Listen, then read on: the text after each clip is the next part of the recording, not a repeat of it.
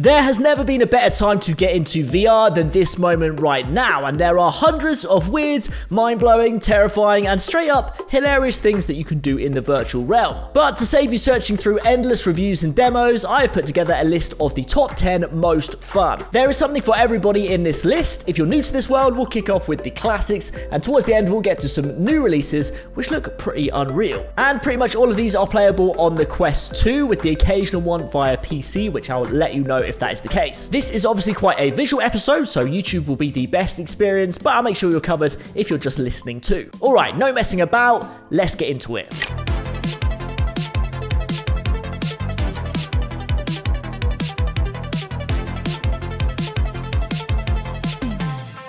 Okay, at number 10, I've got to kick off with an absolute classic, Richie's Plank experience. To this day, this still makes my stomach turn inside out and shows you how VR can trick your senses unlike anything else. It's also an amazing one to make a friend or family member do for the first time, because whatever they're expecting, they will likely freak out, potentially scream, or just refuse to do it altogether. If you don't know, Richie's Plank experience involves stepping into a lift which takes you to the 80th floor of a giant skyscraper, giving you instant vertigo, and making you question your life choices as you stare at the roads below. Jutting out from the top of the skyscraper is a wooden plank that you have to try and walk out on, and then force every muscle in your body to step off at the end. Anyone who's tried this experience but hasn't felt some sort of intense but weirdly exciting nausea is just straight up lying. And if that sounds like your worst nightmare, just watch someone else go on it, because it's potentially even funnier that way round. But whatever you do, obey the warnings on screen to step off the plank, not jump. There are countless videos of people trying to fly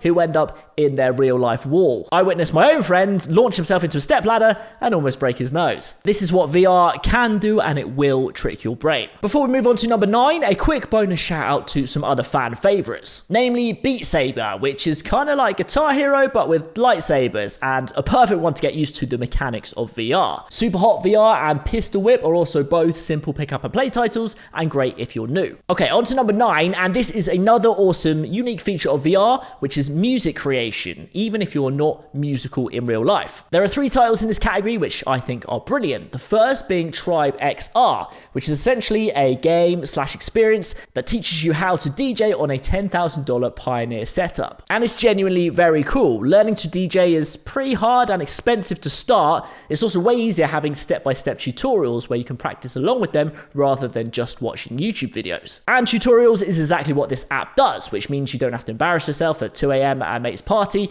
You can get really good in VR and then casually impress everyone in real life out of nowhere. There's lessons and daily workshops. You can DJ with friends or just practice on your own, upload your own music, and change the environments you're in as well. It's genuinely a really good way to learn a skill that you can then bring into the real world. And on the theme of music, Smash Drums is also a lot of fun if you've ever fancied yourself as a drummer but don't have room or can't make the noise. It's a gamified, play-along, Guitar Hero type mechanic, but works really well and makes you feel amazing, plus teaches you different rhythms across all sorts of genres. I played it so much that I got repetitive strain injury, so maybe I'll add that to the review. The app Virtuoso is also another really interesting one, but kind of hard to explain. They've basically recreated bespoke instruments that make sense to play in VR. So it involves hand moves to slide pitch, some drums, synthesizers and other things, but all in a really intuitive way, meaning you can make genuinely awesome tracks just by sort of feeling the music and the direction it should go. That sounds kind of abstract, but the way I describe it is it makes you feel like David Guetta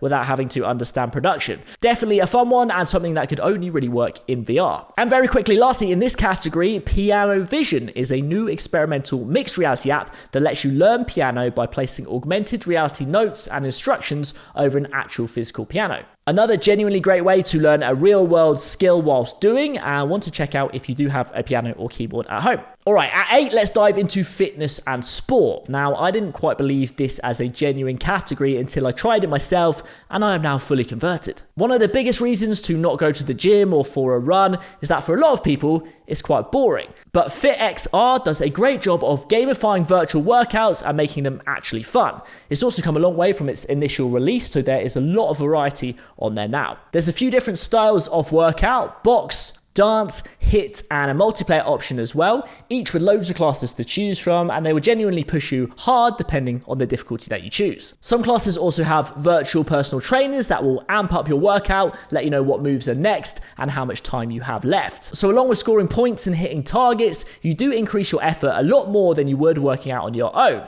It also feels just way less of a chore to do it in the first place. It's a subscription model if you want to get the full experience, and it's probably not going to completely replace your gym, but it is a great option when you just can't really be asked to go out the house. Another great sports game that you should definitely try that is simple but regularly blows people away is 11 table tennis. It doesn't really promise anything more than table tennis, but it's the mechanics that are so unbelievably accurate, and it is really worth experiencing. Pretty much everybody that I've watched play it has gone to put their bat down on the table afterwards, forgetting that obviously the table never existed. The game just does an awesome job of simulating the sport in real life. It's also fun to challenge random people online, and if you're good at table tennis in real life, you'll definitely be good at 11 because it is so accurate. A quick mention as well to NFL Pro Era, curve snowboarding, Thrill of the Fight, and Poker Stars, which definitely isn't a sport but sort of fits in this category and has hilarious mechanics that let you take selfies, smoke, and throw things across the table in rage, all of which would get you banned from Vegas immediately. Okay, 7 is movies and TV. Now, VR is not going to replace your actual TV just yet, but there are some very cool experiences that make it genuinely worth doing and seeing what might become the norm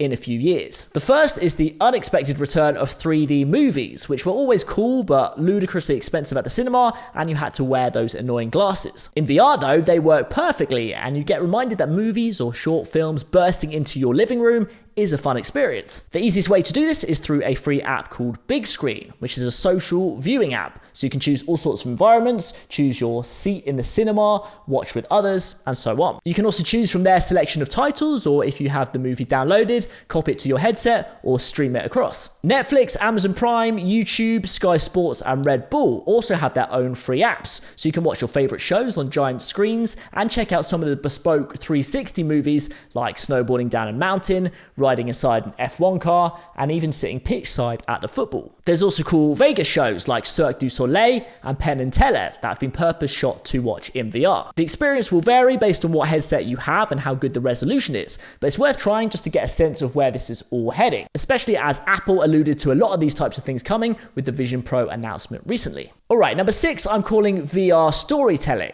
Now, these aren't films, but they also aren't games. They're basically stories where you are the main character, and it's one of the most powerful categories in my opinion. Of course, graphics and visuals are only one part of the puzzle when it comes to a great experience. If a story can hit your emotions, it can be more impressive than anything else. On the Morning You Wake to the End of the World is a VR story based on the real-world story of an erroneous text message that was sent by the emergency alert system to everybody on the island of Hawaii saying a nuclear ballistic missile was about to hit. You might remember the news story. The VR experience basically takes you on a journey through this, as you join a dad with 2 kids who can't find anywhere to shelter, an elderly lady who lived through Hiroshima and never wants to witness what she saw there again, a uni student with her whole life ahead of her, and a few others putting you in their shoes. The environments and their stories kind of materialize around you, and there are small parts where you interact, like picking up the phone and viewing the message for yourself. It was genuinely a really powerful experience, and I'd recommend it to anyone as a showcase of what VR can do and place you in the role of someone else's point of view. Equally mind-blowing is Notes on Blindness, an experience that goes through what it's like to gradually lose sight, narrated by John Hull's real-life experience. It's quite hard to explain and sounds counterintuitive as a VR experience, but it uses 3D sound and reduced visuals to simulate certain situations. So for example, in one scene, as the rain falls, you begin to be able to map shapes in the space because you can hear where things are located as the rain bounces off them, or experience the feeling of what it's like to become completely disorientated. Both of these experiences maybe don't fit under the fun category so much, but they are definitely powerful and unlike anything I've ever experienced. Definitely worth checking out for sure. Alright, bringing it back to some chaos with number 5 being social apps. Now these, you'll probably know, are kind of a mix of internet chat rooms from the 90s, if you remember those, and the metaverse of the future that are genuinely quite chaotic, but also a lot of fun. The most well-known on all platforms is VR Chat, and kind of anything goes here. There are some really nicely built hangout spaces like beautiful apartments and clubs, gamified areas like cops and robbers where you take a side and play a role against others, and then just completely mad things like the Shrek strip club. Also, almost any avatar can appear here, so it's definitely a melting pot of complete absurdity, but it is a lot of fun. Meta Horizons is Meta's slightly reined-in version of this and their whole metaverse vision with human-only avatars. And for all its criticism that it looks kind of cartoony, I actually think it's pretty good, really accessible, and there's all sorts of places to visit now as well. You can watch the NBA in a giant arena, watch live comedy and music shows, play games, go in horror mazes, and also build whatever you want for free and relatively easily. It's a good place to start to see the bare bones of what this future might become, but is it going to get trumped by hyper-realistic Unreal Engine environments in the future? Probably. Rec Room is the other popular one at the moment that places you as a college student and has similar hangouts and gamified elements. It's also been announced that it will be playable via the Apple Vision Pro, so it's one to check out as a possible cross-platform hangout ready for when that releases. Wherever you go, you'll meet some really nice people, some quite strange people, and have a confusing but ultimately really fun time, is my experience anyway. Okay, number 4 is horror. VR is amazing at immersing you in terrifying scenarios where you are constantly looking out for jump scares that can come from any direction. You'll either love or hate this, or sort of love to hate horror in VR, but it is effective and definitely an immersive experience. On the lower stress-inducing end are zombie games like Arizona Sunshine, which is a bit of a VR classic. Set in post-apocalyptic USA, you're exploring various environments, fighting off hordes of zombies solo, or most fun is multiplayer. And it's more on the hilarious gore side with the right level of adrenaline than just pure terrifying chaos. On the other end of the spectrum, you've got games like Paranormal Activity: The Lost Soul, which sees you gradually exploring a house, trying to find scary stuff and solve mysteries, often with terrifying narration and moments that might make you actually soil yourself, just like the films. It's a pretty old game, but horror done well survives the test of time. If horror really is your thing, you also need to check out Phasmophobia on PC VR and coming to all platforms soon. This primarily is a co-op multiplayer game where you team up with mates as paranormal investigators and enter haunted locations. Phasmophobia actually means an intense fear of ghosts, which you can talk to in the game and they will respond, adding a layer of completely terrifying immersion. I've not actually played it myself yet, not because I'm scared, I just haven't found the right moment for it just yet. Okay, on to number 3, and after all that horror chat, let's do the next category that VR does really well, which is relaxing, chilled experiences. Apps like Wander are simple but kind of cool and let you explore the world in the sort of Google Street View style, but in some areas you can actually roll back the years to see what streets look like through history. You can also go and view the pyramids or the Eiffel Tower in VR, or the classic of going to find your old house. We've all done it before, but in VR, it feels just cooler. Real VR fishing is another great way to relax and get by the lake without having to buy waders and maggots and stink of fish. It's the perfect level of calm with enough gamification to keep you entertained if you're not in the mood for, say, shooting zombies that are trying to eat your brains. Trip is another app. It's a fun kind of psychedelics type experience that's worth checking out as well.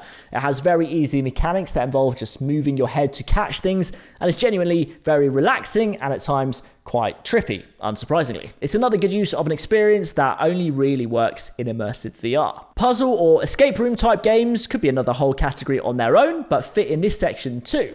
The one that I've enjoyed the most is I Expect You to Die. In this, you are a James Bond type maverick detective and get placed in different scenarios, having to work out mini puzzles to solve each room. I liked it far more than I thought I would. Its narration is very funny and it's the right side of challenging and satisfying as you go through. Weirdly, it's one of the games that I've ended up spending the most time in without even realizing it. Alright, on to number 2, which is the weird and wonderful category, of which there are many strange things to talk about. And this is kind of what VR initially got known for, just intensely strange but fun experiences. Most recently, Gorilla Tag has risen to cult status, a game which mainly sees you chasing other gorillas in a game of tag, using monkey-like arm movements to traverse the forest. It's absurd, should be rubbish on paper, but is actually ridiculously fun and weird, a good fan favourite. Virtual reality is another strange but mind-boggling experience where you put on various virtual reality headsets on inside the game, and so keep going to new, increasingly odd virtual realms then occasionally zipping back through all of them like you've just had the weirdest dream of your life. It plays with the Inception type idea, and you quite often forget how many layers deep you are, which keeps you on your toes as the story runs through all of them. Giant Cop is a game where you become a 300-foot cop in a city and fight crime by flinging people miles if you consider them to have committed an offense. It's super weird, but also weirdly satisfying, just throwing stuff around a city like King Kong, because why not? The list of weird games is probably 100 long, and if you want to get into the weeds of it, just head over to Steam and start browsing, because it's almost never ending. The final category then is simply awesome top tier story titles. When you combine a lot of all the mechanics we've talked about with a premium title, VR shines like nothing else and is an experience like no other. To get that full force of VR power at the minute, you likely need a good PC to run the title, but that will begin to change as the next tier of headsets roll out. In this category, I'm also talking about VR modded games as well, like playing Cyberpunk 2077 or Grand Theft Auto, which let you explore the most iconic titles ever as if you are inside the world itself. We should, however, be getting a native GTA San Andreas coming to Quest this year. Half-Life Alyx fits firmly in this category as well as something specifically designed for VR and widely regarded as one of the best VR games to date. The story, mechanics, and pretty much everything about it are awesome for a first-person alien-based adventure. The Elder Scrolls V Skyrim VR is another title that fits this bill, the massively successful open-world fantasy series remastered for VR. Now, it might not match the fidelity of the originals just yet, but it's great nonetheless as you try and slay dragons, craft weapons, and show off your magic. And also looking ahead to some big announcements recently in Assassin's Creed Nexus VR. One of the most successful game franchises of all time should be coming out early next year. A shout as well to Behemoth. The trailer alone for this game looks wild, although we don't know too much else about it other than it's a survival game with first-person combat made by the studio behind The Walking Dead Saints and Sinner, which definitely should be on this list as well. So all of these hopefully show you what VR is capable of as a medium in its own right, putting you at the center of the whole experience. And as we said at the beginning, there has never been a better time to get into VR. And if you need some guidance on what headset might be best for you, you can check out the previous video where we dive into that. There's also plenty on this list that I haven't mentioned, so definitely comment your favorite experience down below as well. And make sure you hit subscribe or follow on your podcast platform to keep up to date with everything that's going on in this world. And I will see you for the next episode. Peace.